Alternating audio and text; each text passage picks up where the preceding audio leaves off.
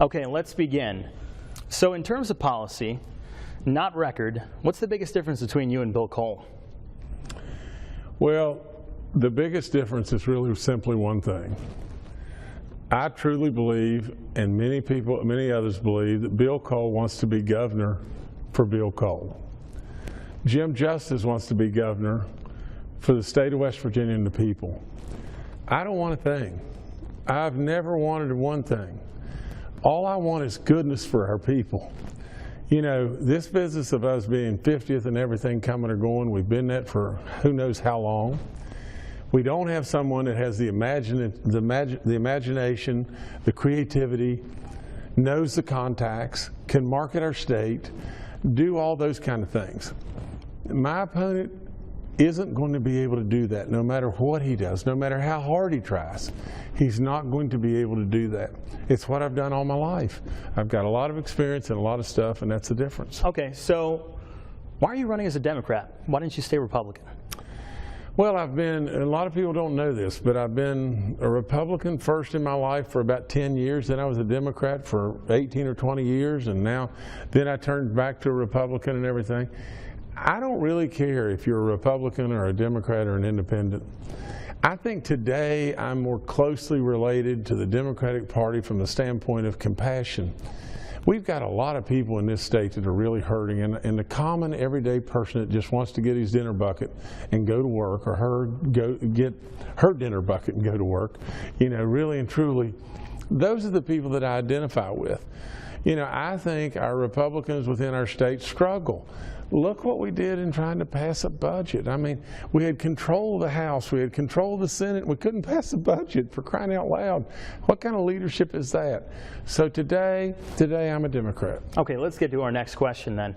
You have not openly endorsed either one of our major political party candidates for president. Not going to ask you that. What I am going to ask you is that if we have someone like Hillary Clinton who's running. So you have Hillary Clinton who's running, you have Donald Trump who's running. The outcome of this presidential election, how do you see that weighing on the future of West Virginia? Is it going to be a major impact? I have a real issue, and I mean, there's no point in dodging this. I have a real issue with Hillary Clinton and a real concern. I think what we really need more than anything in the world is we need someone that will work with West Virginia. We have unbelievable natural resources, we know that, but we've got to have a president that will really work with us. I'll work with whomever it may be. A lot of people don't know this, but years and years ago, I had a president visit me. President Clinton visited me in my office and we talked about a lot of stuff. I'm friends with the Trump family. I know them really well and everything, and they're my friends. You know, so working with either of whom it may be as president, I'll be able to work with them. Consider this. Say if Hillary Clinton did win, she's likely to continue the Obama administration's so-called war on coal, right? So then, if you consider that, then how can you create new coal jobs? I mean, that sounds like a daunting task. Well, you know, I have major concerns about that, you know, and everything, and to be perfectly... It could be a fact. I mean... well, I mean, it could be, and it would be. Now, I do think our metallurgical coals will rule the day, because of their quality and just the goodness that they have and their strength throughout the world. I am terribly concerned about our thermal coals and our steam coals, and that's the lion's share of our jobs. And so really and truly, I would tell you President Obama has been really difficult and really tough with West Virginia, and that's not good with me. It's not good at all. Okay, so in the short term, how do you solve West Virginia's budget crisis? We're talking more than $300 million, and this isn't going away anytime soon. Well, Dan, solving that on day one is a difficult and daunting task. But one thing, I am not asking people to trust me.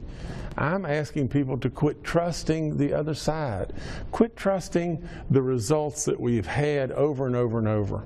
Now, many people may say, well, the Democrats were in charge forevermore, but the Democrats didn't have Jim Justice.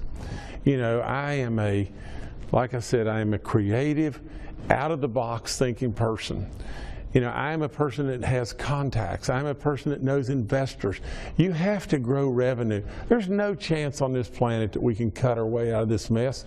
And for anybody that thinks that we can, you're living in a dream world. really and truly, our people are hurting enough. We don't need to increase taxes.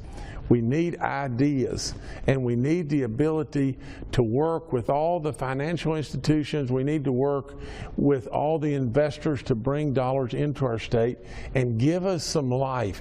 Give us the chance to breathe and give us a chance to get to jobs. You mentioned the word cuts. That actually helps us get into our next question, which, in terms of education, you've been quoted with saying that our teachers need to be getting paid what they're worth.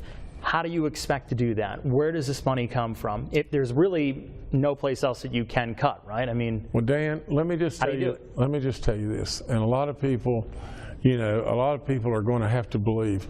First of all, we've seen what's got us to where we are today.